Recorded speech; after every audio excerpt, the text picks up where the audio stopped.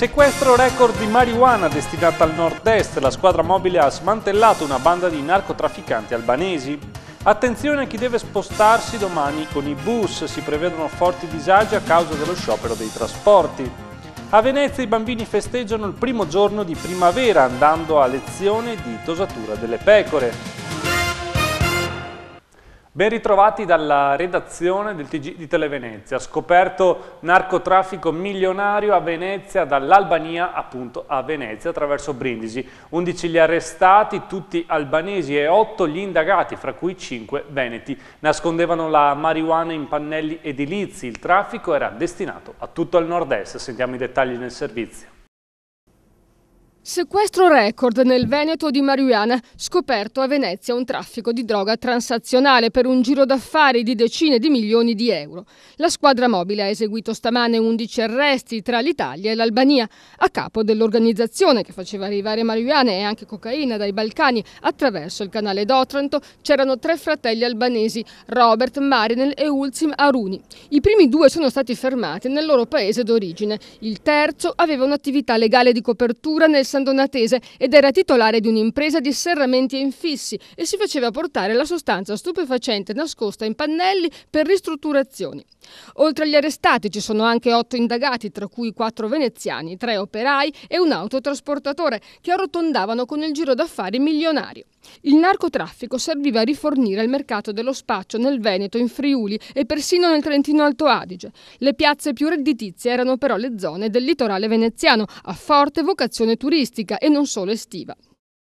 Droga che era destinata al Veneto verso le nostre zone costiere, e quindi sicuramente un'operazione che ci consente di evitare che continuino ad essere avvelenati i nostri giovani, la gente che sta su questo territorio. Oltre alla tonnellata di sostanze stupefacenti sequestrate dalla polizia, gli uomini di Marco Dorisio hanno accertato che dal 2011, da quando è partita l'indagine, l'organizzazione ha movimentato almeno altri 1000 kg di droga in 3 carichi. E ora nel dettaglio le operazioni che hanno portato al sequestro della droga. Vediamo. Tutto è cominciato dal rinvenimento casuale di un vasetto di vetro contenente 150 grammi di marijuana da parte di un agricoltore a Quarto d'Altino. Le impronte lasciate sul barattolo appartenevano a 2 pregiudicati ed è partita l'indagine underground che ha portato all'organizzazione albanese. Il primo sequestro è avvenuto a Mestre il 4 maggio del 2012. Sono stati sequestrati 64 kg di marijuana e 48 kg di cocaina e arrestati 3 albanesi. Lo stesso giorno a Martellago, in un altro garage, vengono rinvenuti 165 kg di marijuana e arrestati altri 3 albanesi, di cui una coppia, marito e moglie. Il 31 luglio al porto di Brindisi viene arrestato un autotrasportatore proveniente dall'Albania con altri 308 kg di droga e ancora il 3 agosto a San Donà di Piave scattano le manette per uno dei 3 fratelli Aruni che aveva nel suo garage 146 kg di marijuana. Abile il modo di occupare lo stupefacente in alcuni pannelli termosaldati in maniera tale da non far passare nessun tipo di odore e non essere intercettati alla dogana, quindi venivano spediti come normale appunto merce per addetti al settore degli infissi, caricati su camion, una volta sdoganati a Brindisi poi risalivano, giungevano a destinazione qui a San Donà di Piave da altri connazionali operanti anche loro sempre nello stesso settore. Gli inquirenti hanno inoltre denunciato un aumento della concentrazione del principio attivo presente nelle partite sequestrate, maggiore rispetto a quello che si registrava 15 anni fa. E a margine della conferenza stampa il questore Vincenzo Roca ha ricordato il capo della polizia Antonio Manganelli, che non mancava di complimentarsi ad ogni operazione condotta dai suoi investigatori. Guardi, è un ricordo a un grande capo della polizia, una persona che ha dedicato la sua vita all'investigazione. Lui ha svolto sempre e comunque attività operative. Ho ricordato a tutti che ogni mattina lui si faceva portare il mattinale con le operazioni più importanti che erano avvenute in Italia e ha fatto sempre giungere agli uomini, ai suoi uomini, alle sue donne che stanno sul territorio la sua vicinanza, il suo affetto e la sua riconoscenza. Credo che anche oggi per noi sia stato importante onorare la sua memoria con un'operazione e rivolgergli un pensiero affettuoso, stringendosi ai suoi familiari.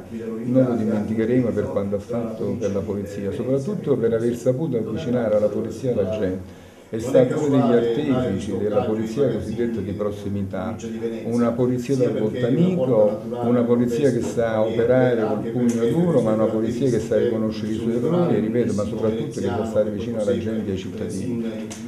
Scovati 2 corrieri al Marco Polo con 3 kg di droga. I finanzieri della compagnia di Tessera si sono trovati per la prima volta di fronte ad un ovulatore di origini italiane. Bellunese di 32 anni aveva ingoiato 121 ovuli per un totale di 1 kg e 100 grammi di cocaina purissima.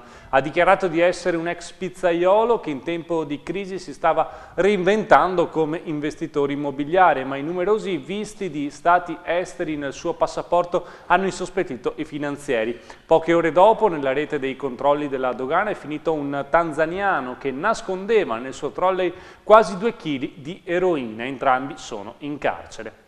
Ed ora la bella notizia. Il governo ha deciso di sbloccare 40 miliardi per saldare i debiti della pubblica amministrazione. I primi 20 saranno distribuiti nella seconda metà del 2013 e altri 20 nel 2014.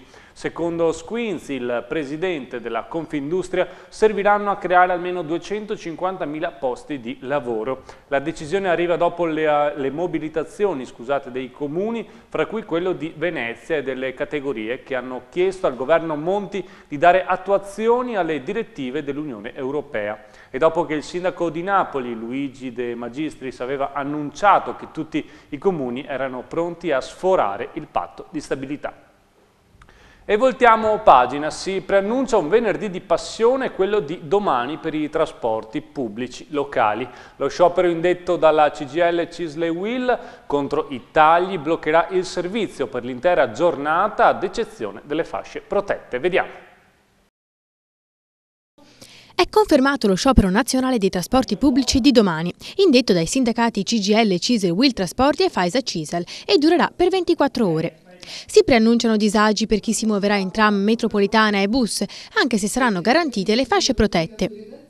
I lavoratori del settore trasporto pubblico, un esercito di 110.000 addetti, incroceranno le braccia per l'intera giornata per protestare contro il taglio previsto da alcune regioni al fondo dei trasporti. Complessivamente si parla di una somma pari a 1,4 miliardi, il 22% del fondo. Senza queste risorse, secondo i sindacati, si mette a rischio il rinnovo del contratto dei numerosi addetti, contratto che autisti, manutentori e bigliettai attendono da 5 anni. La mobilitazione indetta dalle associazioni sindacali si preannuncia dura. CGIL, CISL e UIL chiedono il rinnovo del contratto che negli ultimi 5 anni è stato rinviato 3 volte e i lavoratori hanno incrociato le braccia già per 10 volte. Ed è guerra sui numeri fra l'Università Ca' Foscari e la CGIL. La Camera del Lavoro di Venezia smentisce che i laureati di Ca' Foscari trovino tutti lavoro entro i primi 5 anni dalla laurea. Dei 190.000 nuovi contratti firmati nel 2012 nella provincia di Venezia, 2 su 3 sono, dice la CGIL, sono precari. Che la laurea sia solo un pezzo di carta? Così sembra essere al giorno d'oggi per la maggioranza dei giovani che escono dalle università, come quella veneziana. Se per Ca' Foscari l'88% dei laureati nell'Ateneo trova lavoro a 5 anni dalla laurea specialistica, per la CGIL le cose sono completamente diverse. Solo il 7% dei nuovi assunti in provincia è laureato, dato fotografato da Veneto Lavoro e dalla provincia. Il sondaggio svolto dall'università, che raccoglie i dati sulla base di un campione di quasi 700 studenti, è interno all'Ateneo stesso e non rispecchia quelli a livello nazionale. Secondo la CGIL, i laureati che trovano lavoro in provincia sono 2 su 3 e vengono assunti in forma precaria. Non solo, ma i fortunati che trovano un'occupazione devono accontentarsi di un lavoro che non richiede la specializzazione della laurea nel settore turistico e del commercio. Le forme di contratto proposte non sono di certo le migliori. Su 190.000 nuovi contratti siglati lo scorso anno, l'8% è a tempo indeterminato, il 56% ha un contratto a tempo determinato ed il resto si diletta tra contratti a chiamata. Intanto Venezia si prepara ad accogliere i turisti ed il costo medio degli alberghi si abbassa di 6 euro, ma non è molto se si considera che Firenze ha ritoccato le tariffe del 21% e la città lagunare continua ad essere la più cara d'Italia. Sentiamo. Comincia a muoversi il mercato turistico italiano, anche se gli albergatori sono preoccupati per la mancata ripresa del settore. Per il Ponte Pasquale, Trivago, motore di ricerca online, ha registrato un piccolo aumento delle prenotazioni tra gli italiani del 9% rispetto al 2012, anno nero per il turismo in Italia. Le preferenze del mercato nazionale sono indirizzate verso la montagna e le città d'arte come Roma, Firenze, Milano e Venezia, al posto delle mete internazionali come Barcellona, Londra e Parigi. Il patrimonio storico e culturale delle nostre città ha registrato un aumento di interesse anche tra gli stranieri. Inoltre, secondo Trivago, sono aumentati gli italiani che cercano online le offerte più appetibili, dal 61 al 66,5%. Rimane comunque fortissima la preoccupazione degli operatori turistici, perché l'aumento di prenotazioni non riguarda il resto del paese, nonostante il calo del costo dei biglietti aerei e ferroviari e degli alberghi negli ultimi 3 anni, ossia dall'inizio della crisi. Sono calati infatti di circa 3 euro i costi dei biglietti del treno e il prezzo dei voli nazionali si è abbassato del 6%. Ma anche il pernottamento nelle strutture alberghiere a 3-4 stelle sembra agevolare i turisti italiani e non, perché si è registrato un calo dei prezzi degli alberghi nelle principali città italiane. Firenze, in testa alla classifica, ha battuto i prezzi del 21%. Anche a Venezia il costo medio è sceso soltanto di 6 euro e dunque la città della Serenissima si conferma la più cara. Il Comune di Venezia è alla ricerca di fare cassa e annuncia ormeggi a pagamento per le barche da diporto, l'equivalente delle strisce blu in terraferma. Sentiamo. Finalmente a Venezia si potranno ormeggiare le barche per diporto senza il rischio di ritrovarsi una multa salata, grazie al progetto presentato dall'Assessorato alla Mobilità e Trasporti ed Avento di Venezia.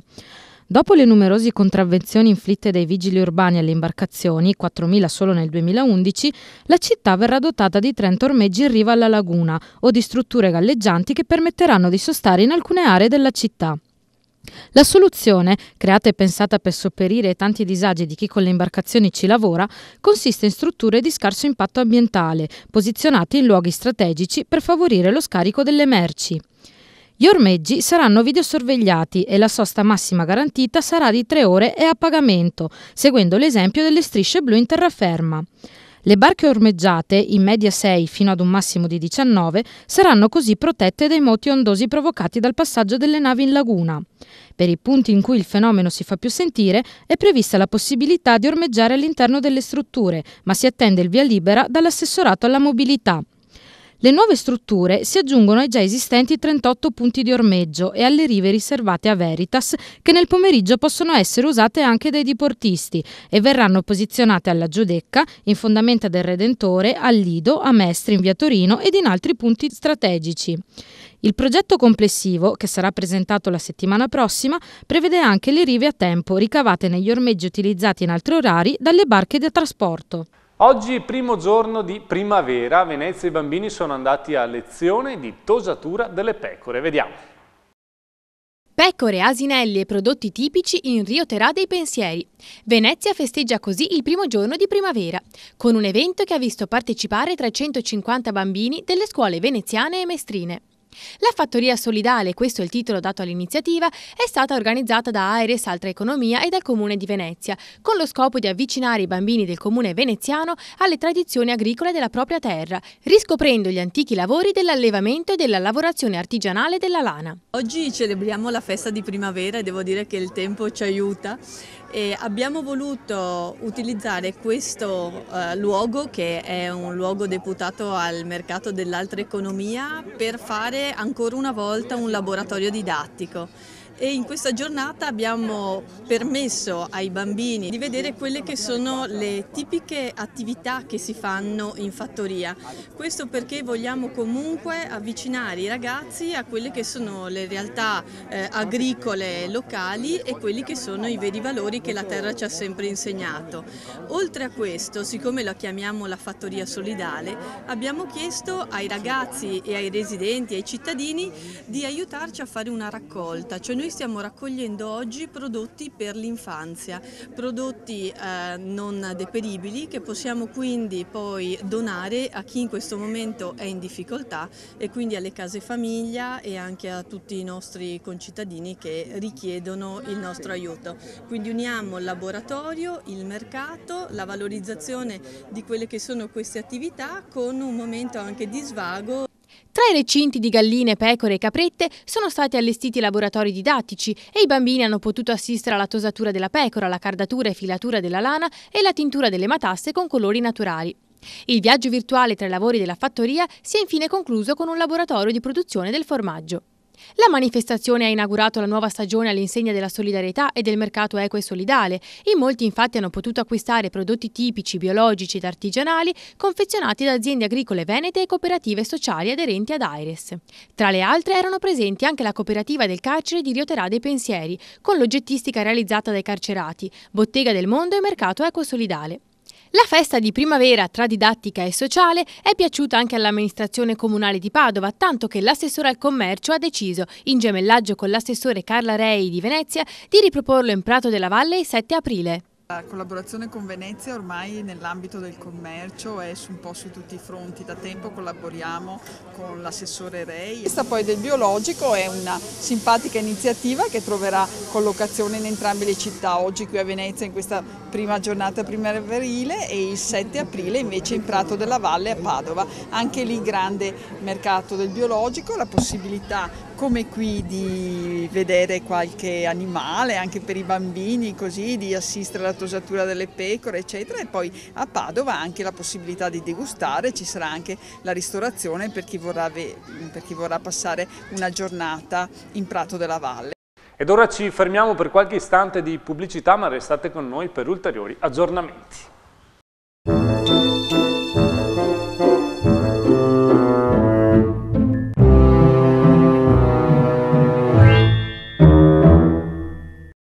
Franco Oro Più, il tuo oro, il tuo argento e il tuo platino pagati subito in contanti alla massima valutazione di mercato.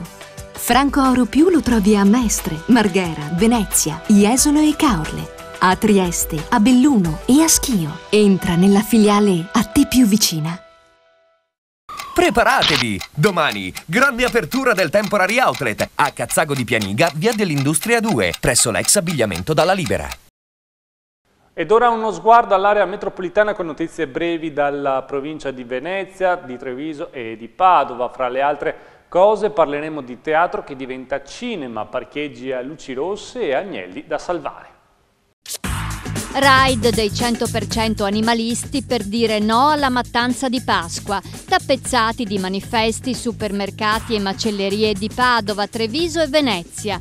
La festa degli umani non deve diventare una strage di innocenti, recitano, con capretti ed agnelli strappati alle madri e barbaramente uccisi. Singolare protesta fra i residenti di via Gramsci a Milano. All'ora di cena i parcheggi sotto casa si tramutano in alcove per coppie a luci rosse. Finora tutto è passato sotto silenzio, ma gli agenti di polizia locale sono pronti a rifilare delle belle multe per atti osceni in luogo pubblico.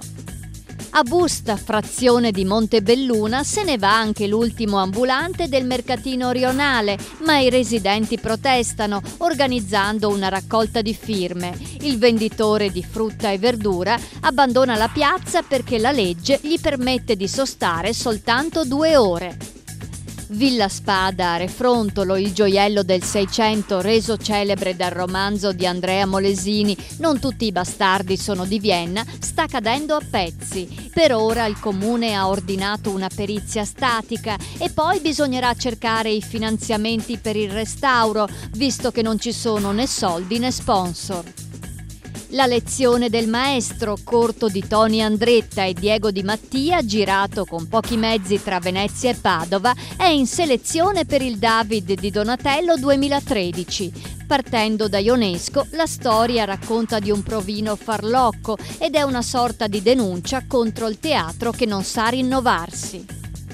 Attenti ai telelaser, da lunedì 25 a sabato 30 marzo i controlli saranno effettuati a Padova in via San Marco, via Madonna della Salute, via Sacro Cuore, Corso Stati Uniti, via Friburgo, viale Regione Veneto e via Sette Martiri. Le postazioni saranno ben visibili con personale in divisa. Ed ora, come di consueto, il nostro collegamento con la redazione del Gazzettino. È in linea con noi Tiziano Graziottina. Allora, Tiziano, con quali notizie intendete aprire domani? Ma sicuramente una grossa operazione antidroga da parte della polizia di Mestre, che ha portato all'arresto di 11 albanesi e a sgominare appunto una banda che introduceva nel Veneto quantità veramente industriali di marijuana.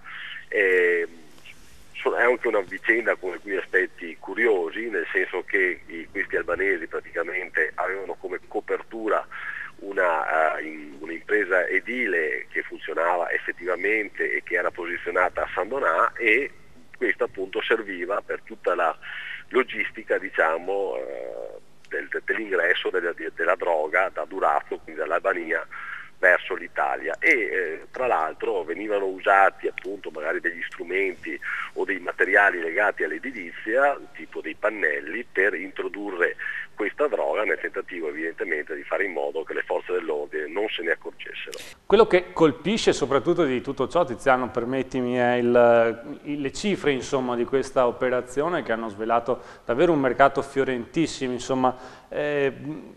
Parliamo un po' di questo mercato, è questa la cosa, l'imponenza, la cosa che colpisce di più? Sì, fa impressione. In questo caso parliamo di marijuana, ma abbiamo proprio scritto recentemente anche di grossissimi sequestri relativi a eroina e cocaina, e quindi purtroppo effettivamente dall'est dell'Europa c'è un fiume di droga che si riversa in Italia, essenzialmente per il mercato del nord Italia, ma che poi insomma prende anche altre direzioni. Sì, non bastasse la pericolosità della cosa in sé, c'è anche da dire che a quanto pare hanno scoperto una formula nuova, insomma l'hanno resa più aggressiva la merce, quindi c'è un principio attivo che cambia, no? Sì, fa impressione, anche perché tra l'altro la marijuana finisce molto spesso ai consumatori più giovani, quindi a ragazzini. Abbiamo anche diversi casi, diverse segnalazioni di ragazzi che sono stati male proprio pensando di fumare forse delle cose leggere, e invece si sono trovati proprio ad avere quasi dei collassi per questa situazione. Quindi effettivamente ti confermo che il principio attivo ora è molto più forte. Bene, grazie Tiziano, ed ora vediamo insieme che tempo farà nei prossimi giorni.